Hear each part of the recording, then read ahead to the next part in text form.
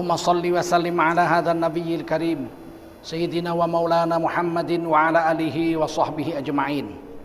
Amma ba'du, qala Allah Ta'ala fi kitabihil karim,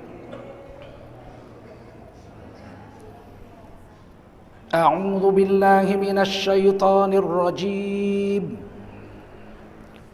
Bismillahirrahmanirrahim. وهو الذي جعلكم خلائف الأرض ورفع بعضكم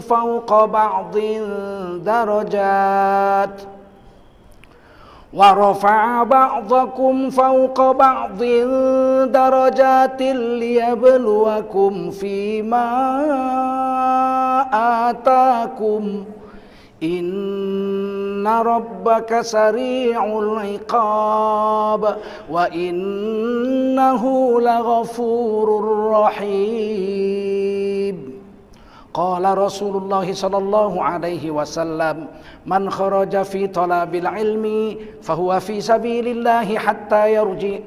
Baginda Rasul bersabda, siapa keluar untuk mendapatkan ilmu, orang itu adalah orang yang berjihad fi sabilillah sampai dia kembali ke tempatnya. Mudah-mudahan kita semua mendapatkan pahala jihad dari Allah SWT. Amin. Sadaqallahul azim wa sadaqa rasuluhun nabiyul karim wa nahnu ala dhalika minasy syahidin wasyakirin walhamdulillahi rabbil alamin. Para ulama, tuan-tuan guru, para ustadz yang mulia, para tokoh masyarakat yang berhadir, ada orang tua kita, Bapak Haji Akhyar, yang hari ini bersahabat dengan Bapak Salman Al-Farisi, disingkat Aman. Hari ini hadir, Masya Allah. Ada Ustadz Adriansah, ada para ulama, para tokoh masyarakat, tokoh adat, tokoh pemuda, bapak-bapak, ibu-ibu, saudara-saudara sekalian, terutama anak-anak muda, masih mendominasi. Saya hitung-hitung 10-12 tahun ini, setiap ada tabligh akbar, majelis taklim, umroh, ibadah haji, berkaitan dengan agama, itu 70-80%, 60% itu anak-anak muda di mana-mana. Beda dengan India, Pakistan, Bangladesh, Cina, Maroko, Turki. Mereka itu yang tua-tua, yang aktif membela agama, terlibat dalam urusan agama. Itu kalau di sana itu orang tua-tua, 70%, 80% orang tua. Tapi kalau di Indonesia 10-12 tahun ini saya perhatikan, di mana saja, baik di Papua, baik di Halmahera, saya sudah keliling Indonesia, itu 70%, 80% anak muda. Seperti malam ini lihat, rata-rata anak muda ini 40 tahun ke bawah. Kalau anak muda sudah mau ikut urusan agama, tidak lama lagi negara kesatuan Republik Indonesia akan berubah menjadi negeri yang baldatun thayyibatun warahmatullahi. Sama seperti zaman Nabi dulu, ketika Nabi dakwah terang-terangan, 3 tahun Nabi dakwah sembunyi-sembunyi. Di rumah Sayyidina Arqam bin Abil Arqam, 3 tahun sembunyi-sembunyi. Rumah di Mekah itu rapat-rapat, kayak klaster lah kalau di sini, rapat-rapat. Dekat Ka'bah, keliling-keliling Ka'bah itu. Rumah Rasulullah sendiri dari Babus Salam. Sekarang jadi WC, dibuat jadi WC. Rumah Sayyidina Arqam bin Abil Arqam itu terpencil sendirian. Tidak di kelompok klaster ini, dia agak terpencil sendirian. Sehingga sahabat mengendap-endap, kalau malam kan nggak ada lampu, gelap. Masuklah ke rumah Sayyidina Arqam. Disitulah Nabi mengajar 3 tahun, membacakan Quran dan menjelaskan isi Quran. Penjelasannya tentu hadis. Qaul Nabi kan hadis kan, yang dibaca Quran, yang hadir orang-orang yang mu'alaf, yang sebelumnya manusia paling bejat di muka bumi, masuk Islam, mengucap la ilaha illallah Muhammadur Rasulullah, jadi mu'alaf, ngaji sama Nabi 3 tahun. Bagaimana Nabi mau mengubah orang yang paling bejat di muka bumi menjadi orang yang radhiyallahu anhum, orang yang diridhoi Allah? Tentu harusnya memakan waktu yang lama. Mestinya. Tapi Allah beritahu caranya. Di dalam Al-Quran surah Jumu'ah diceritakan caranya. Huwallazi ba'atsa fil ummiyina rasulam minhum yatlu alaihim ayatihi wa yuzakkihim. Dialah Allah yang telah mengutuskan seorang rasul kepada kaum yang buta huruf, yaitu orang-orang Mekah. Yatlu alaihim ayatihi. Tugas Nabi itu, yang diutus itu yaitu Rasulullah Muhammad SAW, membacakan ayat-ayat Tuhan kepada mereka, pada orang-orang bejat yang baru masuk Islam itu. Wa yuzakkihim. Ketika Nabi membacakan Quran, menjelaskan isinya, hati mereka tuh bersih. Jadi dengar Quran tuh, dengar aja. Itu hati kita dibersihkan oleh Allah. Quran itu membersihkan hati. Wa yuzakkihim. Begitu hati bersih, wa yu'allimuhumul kitab wal hikmah. Barulah diajarkan ilmu dan hikmah. Nggak bisa masuk ilmu agama dan hikmah agama kalau hatinya bejat. Nggak bisa, nolak dia. Hati berkarat, mata pun nggak bisa mendapat hidayah, kuping nggak bisa masuk hidayah lewat mata, lewat kuping, nggak bisa lewat otaknya, nggak bisa. Sebab apa? Hatinya berkarat. Makanya ketika setelah masuk Islam, Nabi diperintahkan 3 tahun nggak main-main, setiap hari. Seludup-seludup masuk, dibacakan Quran, dijelaskan isinya dengan hadis-hadis Rasul tentunya. 3 tahun. Wa yuzakkihim, bersih hati.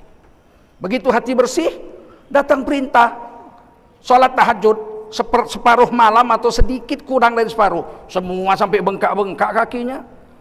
Waktu turun ayat ya ayyuhal muzammil, wahai orang yang berselimut malam, bangun, qumil lail, salat malam, illa qalila, sedikit aja sisakan untuk tidur. Separuh malam salat malam atau sedikit kurang dari separuh. Kan dahsyat itu. Sampai kaki-kaki sahabat tuh kayak kikil-kikil kambing, matanya bengkak karena bengep nangis. Separuh malam, sepertiga malam setiap hari. Kenapa mereka mau? Waktu itu sholat 5 waktu belum ada, baru sholat wajib, baru sholat malam aja yang ada. Mereka sanggup setengah malam sholat karena hatinya bersih. Wa yuzakkihim, sudah bersih hati, sehingga ketika datang ilmu mereka akan kerjakan 100%, nggak tawar-tawar lagi. Nah, itu gunanya ngaji ini. Duduk aja di sini hati bersih. Kalau hati udah bersih, otak bersih. Kalau hati kotor, otak kotor. Kalau hati kotor, mata kotor. Lihat bininya nggak semangat ya. Ini aja nggak bertukar-tukar. Lihat bini orang, gitu. Karena hati kotor. Kalau hati kotor, kuping kotor. Dengar orang baca Quran, marah. Jangan kuat-kuat. Kau baca Quran, kau jangan kuat-kuat. Kalau mau kuat-kuat, kau jangan di masjid baca Quran, di rumah kau. Hebatnya, lantangnya sama orang baca Quran. Orang zikir-zikir dia benci. Zikir-zikir kuat-kuat kau. Kalau mau zikir-zikir kau di rumah kau. Selawat-selawat, apa selawat-selawat? Bencinya bukan main. Giliran yang orang joget sama bini orang ke kanan, ikut pula dia berjoget. Ini karena hati sudah kotor. Paham? Kallabal rona ala qulubihim ma kanu yaksibun. Jangan begitu. Sekali-kali jangan begitu. Sungguh telah. Sungguh telah. Telah apa? Dikasih tanda sakta. Dikasih tanda sakta. Sakta itu menurut ilmu qiraat memberhentikan bacaan 2 harkat, tapi napasnya nggak boleh putus. Kalau napasnya putus dia tarik baru, namanya waqaf. Apa namanya? Waqaf. Tapi kalau sakta, bacaannya aja yang berhenti, napasnya nggak. Itu menurut ilmu tajwid. Di surah Yasin ada satu itu.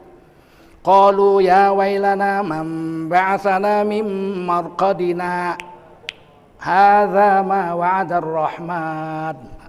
Berhenti bacaannya aja, napasnya tidak. Yang kedua ini, kallabal rona ala qulubihim. Ada lagi surah Al-Qiyamah, man raq. Ada surah Al-Kahfi satu lagi. Iwajan qayyima. Ada 4 dalam qiraat hafaz. Kalau qiraat Hamzah banyak, setiap jumpa Hamzah saktah dia. Nah, kita qiraat hafaz lah, seluruh Indonesia ini qiraat hafaz. Itu kata ahli qiraat, memberhentikan bacaan tanpa memberhentikan nafas selama 2 harkat. Nah, kata ahli tafsir lain lagi. Itulah ilmu berbeda-beda. Kata ahli tafsir, kalau ada tanda saktah, kita disuruh diam. Memberhentikan bacaan sejenak. Memikirkan kata-kata di sebelahnya. Karena kata-kata di sebelahnya itu sangat mengejutkan, sangat bikin kaget, maka persiapkan jantung kita jangan kaget. Nah, sekali-kali jangan begitu. Kalla, sekali-kali jangan begitu. Bal, sungguh telah apa? Diam dulu. Baru lihat sebelahnya. Rona ala qulubihim, berkarat hati mereka. Maka nuyaksibun, karena banyaknya dosa yang mereka buat. Jadi hati bisa berkarat. Banyak lihat yang haram, hati berkarat. Banyak dengar yang haram, hati berkarat. Kotor. Banyak mikirkan yang haram, hati. Banyak bicara yang haram, hati kotor. Kalau hati sudah berkarat, nggak dibersihi, nggak dibawa istighfar, nggak dibawa zikir, nggak dibawa tobat, dia bisa mati. Kalau udah mati, nggak ada manfaat mata, nggak ada manfaat telinga lagi, nggak ada manfaat semuanya, nggak ada manfaat lagi. Khatamallahu ala qulubihim, dikunci mati hatinya. Wa ala sam'ihim, kuping nggak manfaat lagi, mati juga. Wa ala absarihim, mata nggak guna lagi. Ghisyawah, ada dinding. Tidak bisa masuk hidayah lagi, tertutup. Walahum azabun azim, mereka akan mendapat azab yang pedih. Ini yang bilang Quran. Maka sering-sering ngaji ini supaya membersihkan hati. Bercahaya lagi hati ini. Begitu kita berdiri, seluruh dosa kita diampuni oleh Allah Subhanahu wa taala. Ada malaikat akan berseru begitu kita berdiri. Kata malaikat apa? Qumu maghfuran. Berdirilah kamu, dosa-dosa kamu sudah diampuni oleh Allah Subhanahu wa taala. Ini pentingnya majelis ta'lim itu. Membersihkan hati, wa yuzakkihim. Sampai sini paham? Maka Rasulullah SAW selama 13 tahun itu kerja Nabi. Setelah 3 tahun baru dakwah terang-terangan. Baru dakwah terang-terangan. Turun ayat, ya ayyuhal muddatsir qum fa'anzir. Hai kamu yang berselimut tipis di siang hari, bangun, bikin dakwah, beri peringatan sama manusia. Wasiyabaka fatahhir. Kalau mau dakwah, baju bersihkan. Bukan beli baju baru, enggak. Baju lama aja tapi bersih. Enggak boleh dakwah dekil-dekil, bau-bau, busuk-busuk. Disuruh dalam Quran. Maka Nabi dakwah terang-terangan. Dipanggillah semua orang Mekah. Panggil semua, kumpul semua. Termasuk Abu Lahab. Abu Lahab itu tidak tinggal di Mekah. Abu Lahab itu tinggalnya tidak di Ka'bah, maksudnya bukan di dekat Ka'bah. Dia tinggalnya di kampung sendiri, namanya kampung Abu Lahab. Kalau kita naik taksi ke arah Tanim, tengah-tengah antara Mekah Tanim, tengah-tengah itu ada satu kampung namanya kampung Abu Lahab. Di situ dia naik taksi aja sekitar 10 sampai 15 menit. Bagaimana naik onta? Tentu lama. Datang dia sampai di Mekah, Nabi khutbah. Wahai Bani Adi, wahai Bani Hashim, wahai Bani Abdul Manaf, dipanggil semua. Abdul Syam, semua Bani Quraisy dipanggil. Bagaimana kalau saya ceritakan kepada kamu di belakang gunung ini ada musuh yang akan membunuh kamu semua, menghancurkan kamu? Wah, kami percaya. Semua bilang itu, kami percaya. Karena Rasulullah ini Al-Amin, orang yang tidak pernah dusta, orang terpercaya. Kami percaya kalau ada musuh, kamu bilang pasti terjadi. Nah, barulah Nabi bilang, kalau begitu dengar oleh kamu. Ayuhan nas, qulu la ilaha illallah tuflihun. Wahai manusia, kau ucaplah la ilaha illallah, kamu akan sukses dunia akhirat. Bonjorit semua kecewa. Sampai Abu Lahab, paman Rasulullah tapi besan. Abu Lahab tuh paman Nabi, tapi besan. Dua anak Abu Lahab, Utbah dengan Utaibah, itu dikawinkan Nabi dengan anak kandung Nabi, Ruqayyah dengan Ummi Kulsum. Bayangin itu, saking cintanya Nabi dengan Abu Lahab, saking cintanya Abu Lahab dengan Nabi. Mereka berbesanan. Dua anak Nabi dinikahi oleh dua anak Abu Lahab. Tapi begitu Nabi ucapkan, "Hei manusia, kamu ucapkan la ilaha illallah, kamu sukses dunia akhirat." Ambil batu itu Abu Lahab. Tabat yadak, celaka tangan kamu. Hanya untuk ini kamu kumpulkan saya jauh-jauh, saya datang sini cuma untuk ini. Mau dilempar batu. Celaka kedua tanganmu. Langsung turun wahyu. Tabat yada Abi Lahabi wa tab. Yang celaka bukan tangan Nabi, tangan Abu Lahab, dua-duanya yang celaka. Ma aghna anhu maluhu wa ma kasab. Hartanya yang banyak sekampung, dia punya kampung sendiri, kampung Abu Lahab. Hartanya yang banyak, anaknya yang hebat semua, nggak ada manfaat apa-apa ya. Usahanya segala macam tuh tidak ada manfaat. Usaha kita biar dunia ini kita punya. Kalau nggak punya la ilaha illallah Muhammad Rasulullah nggak ada gunanya. Walaupun ayat ini untuk Abu Lahab, untuk kita juga, betul? Betul? Kaya pun kita ini, raya kaya, dunia ini kita punya, nggak punya la ilaha illallah Muhammad Rasulullah nggak ada gunanya. Pulang dari situ, Abu Lahab marahnya bukan main. Dapat pula kabar ada ayat turun untuk dia. Tabat yada Abi Lahabi wa tab, ma aghna anhu maluhu wa ma kasab, sayasla naran dzata lahab wa imra'atuhu hammalatal hatab. Istrinya pula mengipas. Bukannya nyabar-nyabarin, sabar, itu besan kita, itu ponaanmu. Kan enak punya istri begitu. Marah sama Nabi Muhammad. Jangan, itu keponaanmu. Kamu yang ngurus, waktu kecil kan kamu yang menyusukannya. Suwaibah, budaknya Abu Lahab dimerdekakan untuk menjadi ibu susunya Nabi sebelum ketemu dengan Halimatus Sa'diyah. Kan harusnya begitu istri itu. Udah selain ponaan dia pun besan kita, dua anak dia jadi mantu kita, kan harusnya begitu. Ini enggak. Oh, memang dia enggak beres. Ini memang kalau setan lihat orang soleh benci. Itu ciri-ciri itu. Kalau kita ini benci lihat orang soleh, berarti kita setan. Mirip istrinya Abu Lahab, tahu? Senangnya sama tukang joget, senangnya sama tukang mabuk. Kita harus introspeksi diri juga kita. Malah dipanasi. Apa kata istrinya? Mulai hari ini aku nggak mau lagi lihat hidung anaknya dia di sini. Ceraikan. Langsung hari itu juga Utbah dengan Utaibah menceraikan anak Rasulullah SAW. Masih umur 14 tahun jadi janda, bayangin itu. Sayyidah Ruqayyah dengan Sayyidah Ummi Kulsum cerai. Nolak. Nggak ada yang mau. Abu Lahab nggak mau, Abu Jahal nggak mau, Abu Sofyan nggak mau masuk Islam, nggak mau. Abu Kuhafah nggak mau. Pokoknya abu-abu nggak mau lah. Abu-abu itu nggak mau semua. Siapa yang mau?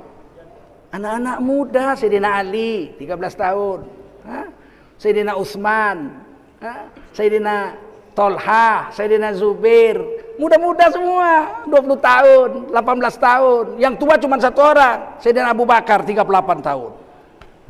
Rasulullah 40 tahun. Coba, meskipun yang tua-tua menolak, tapi anak-anak muda mau pikir dan kerja agama. 13 tahun orang-orang yang Islam itu ditukar panggilannya oleh Allah dari ya ayuhan nas, hai manusia, berubah menjadi ya ayyuhalladzina amanu, hai kamu orang beriman. Nggak main-main begitu mereka pindah ke Mekah, dari Mekah ke Madinah. Di Madinah mereka digelar radhiyallahu anhum, Allah ridha pada mereka. Was-sabiqunal awwaluna minal muhajirin wal ansar والذين اتبعوهم بإحسان رضي الله عنهم ورضوا عنه وأعد لهم جنات تجري تحتها الأنهار خالدين فيها أبدا ذلك الفوز العظيم. Orang-orang yang mula-mula masuk Islam dari golongan Muhajirin dan Ansor adalah orang-orang yang mula-mula masuk surga kelak di hari kiamat. Apakah cukup Muhajirin Ansor? Ada satu lagi. Walladzina tabauhum biihsan. Mereka yang mengikuti golongan Muhajirin dan Ansor. 3. Ini dalil mematahkan fitnah Syiah. Syiah mengatakan tidak bisa masuk surga kecuali hanya ikut ahlul bait saja. Tidak ada dalil disuruh ikut sahabat Nabi. Itu kata Syiah. Maka mereka menyebut jamaah ahlul bait Syiah. Tidak sah Islam kalau enggak ngikuti ahlul bait, Sayyidina Ali dan keluarganya saja.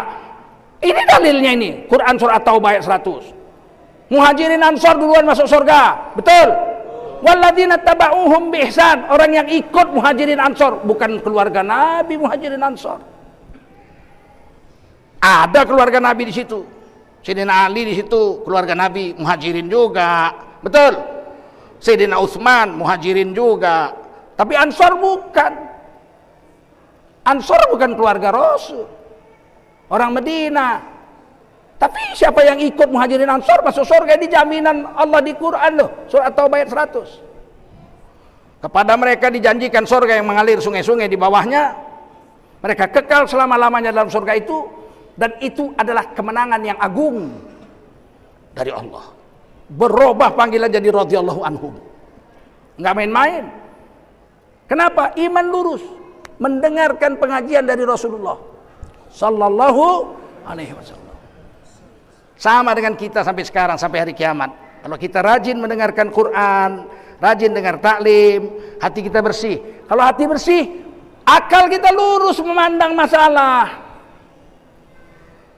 Lurus akal kita memandang masalah, ini hak, ini batil, ini benar, ini salah, bisa kelihatan. Dan kita nggak perlu dengan makhluk. Kenapa makhluk? Makhluk perlu sama Allah, betul? Kita nggak perlu sama makhluk kita. Kita perlu sama Allah, kita kerja sama Allah. Membela kebenaran, mencegah kemungkaran, kerja saja sama Allah. Rezeki, wa ma min dabbatin fil ardi illa 'ala Allahi rizquha. Semua yang hidup di dunia rezeki sudah ditetapkan Allah. Betul? Betul? Yakin aja, orang sakit aja stroke makan kok. Sakit stroke, makan lewat hidung, disuntikkan sama dokter. Nyari makan enggak, nyuap enggak, ngunyah enggak, tidak. 2 tahun masuk lewat hidung makanan. Kenapa takut enggak makan? Jadi penjilat. Kenapa takut enggak makan? Penjual agama. Iya Pak, walaupun rezeki itu Allah yang menetapkan, tapi kalau kita nggak kerja mana makan? Siapa bilang? Allah kau tapikan. Innallaha yarzuqu man yasha. Allah memberi rezeki pada siapa Allah mau. Iya memang betul Pak, tapi ya Allah kau tapikan. Allah ditapikannya. Ini nggak lulus ini ngaji la ilaha illallah. La ilaha illallah. La ilaha dinafikan.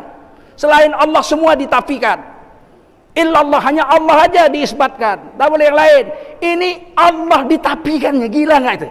Memang yang memberi rezeki Allah Pak, tapi kalau saya nggak kerja mana dapat rezeki? Gila kau. Berapa banyak orang nggak kerja dapat rezeki? Mana ada? Banyak. Siapa? Orang penjara? Ayo, 10 tahun di penjara, apa kerjanya? Makan tidur, makan tidur. Siapa bilang nggak kerja nggak dapat rezeki? Pulang-pulang dari penjara gemuk bininya. Ya kok gemuk kau? Aman bang, 10 tahun nggak ada yang nabok aku. Enggak, tauhid kita nggak lurus.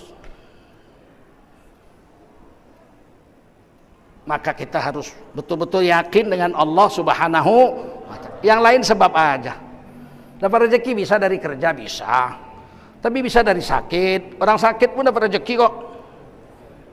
Sakit dia nggak kerja, kerja dia kuli bangunan. 1 hari 70.000. Tiba-tiba sakit 2 minggu nggak kerja, harusnya kan nggak makan, nggak bisa nguli, nggak ada gaji. Tiba-tiba kita datang ke rumah sakit, makan sop ayam dia. Mak, kerja makan ikan asin. Tak kerja makan sop ayam. Kenapa kau makan sop ayam? Mertua datang. Biar cepat baik katanya. Pernah mertua kau kasih makan? Mana pernah kalau nggak sakit. Ya takut dia kau mati anaknya jadi janda. Habis makan sop ayam, makan apel, dikupaskan apel sama bininya. Mak Jang, sakit apel kau. Iya, siapa ngasih? Pak Akhyar. Rezeki bisa datang lewat sakit, betul. Rezeki bisa datang lewat silaturahim. Silaturahim, kita jumpa kawan lama nggak jumpa, kita jumpa kawan. Saya pernah gitu, naik sepeda motor saya. Dari sana orang naik mobil gini-gini keluar tangannya. Manggil saya kan, saya berhenti. Ya siapa ini? Tiba-tiba keluar dari mobil itu. Kawan lama, bekas Sekda Tanjung Bali. Waktu itu Ibu Tin datang ke Istana Maimun. Jadi diperlukanlah pengantin Melayu. Saya diambilnya, katanya putih ganteng waktu itulah. Ya kan. Perempuannya pegawai Pemda dari Tanjung Bali. Jadi pengantinlah kami di Istana Maimun. Ibu Tin lewat, tengok Ibu Tin. Cakep ya orang Melayu ya, katanya. Ditepung tawar ya sama Ibu Tin. Udah itu kami nggak pernah jumpa dengan sekda itu. Tiba-tiba dia turun. Adik apa kabar? Bagus. Abang sekarang jadi wali kota Binjai gitu. Wah, udah jadi wali kota ya. Macam Pak Akhyar juga ya kan. Jadi wali kota. Iya, datanglah ke rumah, kita kunci nanti kamar. Pagar, kita ngobrol-ngobrol aja. Makan nasi goreng biar kakakmu yang masak. Ya, oke lah insya Allah. Ini uang beli kerupuk lah, jajan-jajan katanya. Kali ku buka 50.000. Seberapa banyak kerupuk dibeli 50.000. Silaturahim ketemu di jalan aja, nggak sampai 5 menit. Jadi silaturahim juga membatangkan rezeki, betul. Mati juga membatangkan rezeki, mati. Ada orang mati naik kapal terbang, buruh. Ingat betul saya itu. Karena Rektor 3 Universitas Amir Hamzah wafat juga naik kapal terbang itu, naik Garuda, jatuh di Buah Nagar. Semua wafat waktu itu. Ada buruh terbaik Kota Medan, buruh Astra terbaik. Baru nikah 4 bulan, istrinya baru hamil muda. Jatuh, meninggal. Istrinya nangis-nangis, ya Allah, habislah tempat bergantung, kekasihku wafat, aku hamil muda, kan gitu. Kira-kira 1 atau 2 minggu kemudian datang Direktur Garuda, manajer Garuda, wali kota Medan, camat, lurah ke rumahnya, menghibur, terus kasih amplop. Dari asuransi, dari Garuda. Sekali dibuka, cek 1,5 miliar, berhenti nangisnya.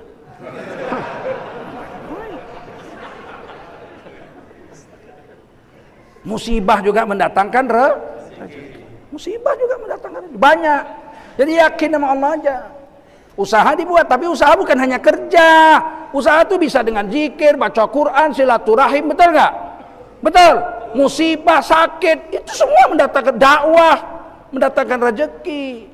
Hari ini kan orang Islam taunya datang rezeki dengan cari makan, kerja. Kalau nggak kerja nggak dapat duit. Sama lah kita dengan orang-orang kafir itu. Kalau begitu akidah kita, rezeki bisa datang lewat cara macam-macam. Zikir aja mendatangkan rezeki. Itu kata Quran, kata hadis. Otak kita ini kan udah rusak, betul nggak? Apa kata akal kita? Mana bisa zaman modern zikir-zikir dapat duit, dari mana jalannya? Iya. Kalah Quran sama otakmu itu. Di mana di Quran ceritakan? Nabi Yunus dimakan ikan. Ayo, mana lebih milih? Bengek 10 tahun atau dimakan ikan? Milih mana? Mana lebih dahsyat? Bengek 10 tahun atau dimakan ikan? Dimakan ikan. Nabi Yunus dimakan ikan. Enggak dicabutnya pisau dari pinggangnya, tikam jantung ikan, belah perutnya, berenang. Kalau itu dilakukannya mati Nabi Yunus. Sebab ikan itu setelah menelan beliau, tidur di bawah dasar laut. Mana bisa dari dasar laut ke atas sana, matilah. Nabi Yunus tidak bunuh ikan itu. Nabi Yunus zikir aja, disebut di Quran zikirnya. La ilaha illa anta subhanaka inni kuntu minadh-dhalimin. 40 hari, bukan main-main. Enggak makan, enggak minum dalam perut ikan 40 hari. Zikir aja, la ilaha illa anta subhanaka inni kuntu minadh-dhalimin. Sesungguhnya tiada Tuhan selain Engkau. Bukan la ilaha illahu. Sesungguhnya tiada Tuhan selain Dia, jauh Dia. Engkau kayak di hadapan la ilaha illa anta. Sesungguhnya tiada Tuhan selain Engkau ya Allah. Subhanaka, maha suci Engkau ya Allah. Inni kuntu minadz zalimin. Aku dimakan ikan bukan salahmu ya Allah, salahku. Aku yang salah. 40 hari bangun ikan. Liling ikan di samudra, dimuntahkan Nabi Yunus di kampung halamannya sendiri. Muntah di kampung halaman sendiri. Dalam tafsir ceritakan dia bisa bangun 40 hari nggak makan, nggak minum, lemes, kulit-kulitnya hancur, daging-dagingnya masak kena asam lambung ikan itu. Nggak bisa duduk pun nggak bisa. Tapi zikir terus dilaksanakan, la ilaha illa anta subhanaka inni kuntu minadz zalimin. Tiba-tiba ada kambing di atas bukit sedang menyusukan anaknya, ditendangnya anaknya, lari dia ke bawah ke pinggir laut. Dikangkanginya Nabi Yunus, diletakkannya puting susunya ke mulut Nabi Yunus. Nabi Yunus tinggal isap aja sampai kenyang. Udah kenyang pergi kambing itu. Berapa jam kemudian datang lagi kambing itu, dikangkangi gitu. Isap sampai bisa duduk. Begitu bisa duduk, tumbuh di sampingnya labu, langsung berbuah, langsung bisa dibelah, langsung dimakan. Maka orang sakit perut obatnya labu. Memang Nabi Yunus dikasih Allah obatnya labu waktu sakit. 40 hari nggak makan, usus sudah lengket, obatnya labu. Orang kita kan kalau sakit perut apa makannya? Labu. Dari mana dapatnya? Dari tafsir Khazin dan lain-lain. Sampai Nabi Yunus pulang, seluruh kaumnya yang kafir sudah masuk Islam semua. Semua persoalan selesai. Persoalan pribadi, persoalan kaum selesai. Coba kita yang sehat ini. Ada kambing nyusukan anaknya, usir anaknya, tidur di bawahnya, coba isap putingnya kalau nggak diinjek-injek kambing itu kita. Terus zikir, tapi kita nggak yakin. Hari ini kita nggak yakin dengan agama kita, sehingga kita pikir kalau cari duit, cari kaya harus kerja yang halal nggak bisa, kerja yang haram supaya cepat kaya. Jadi penjilat. Kami ini kalau jadi penjilat sudah lama jadi komisaris, ya betul nggak? Jadi komisaris, maaflah dulu Wak, ya nggak? Betul, maaflah dulu Wak, harga diri ya nggak? Orang Melayu ini lebih baik mati berkalang tanah daripada hidup bercermin bangkai. Lebih baik kita makan singkong, makan ubi halal daripada makan beef stick tapi dari babi, beef stick babi, ngerti? Kok diam aja kalian? Ngerti? Prihatin hari ini orang Islam kasih 100.000 belok, kasih 50.000 belok, nggak punya akidah dengan Allah. Dipikirnya sekedar 100.000, 50.000 itu aja. Dikubur nggak dipertanggungjawabkan itu. Kerusakan yang timbul apa nggak ditanya nanti di akhirat. Dulu waktu 212 Ahok sudah ditetapkan tersangka, kita diminta jangan demo. Udah kan Ahok udah ditetapkan tersangka, udahlah nggak usah demo, umumkan aja 212 dibatalkan. 1 triliun ditawari tuh. Berapa kalian dengar? Berapa? Yang kuat berapa? 1 triliun. 12 nolnya itu tahu, bukan 50.000. Nggak ada yang mau. Kalau mau bagi 10 aja waktu itu. Lumayan 100 miliar, bisa lah tambah bini 3 lagi. Gak ada yang mau. Apa duit?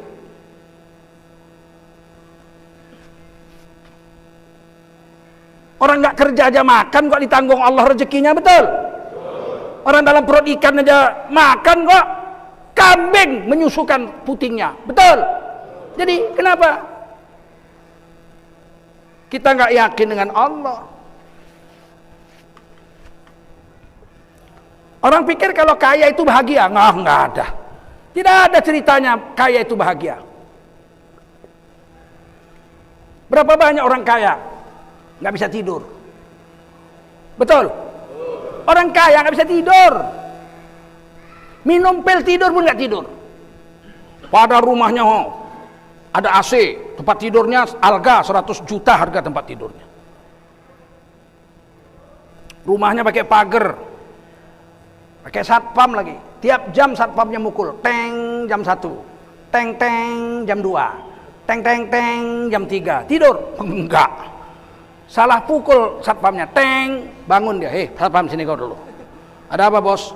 Berapa kali kau pukul tadi? 1 kali, Bos. Jam berapa? Jam 1. Kepala atuk kau jam 2 ini, tahu kan? Rupanya dia enggak tidur, dia nunggu lonceng.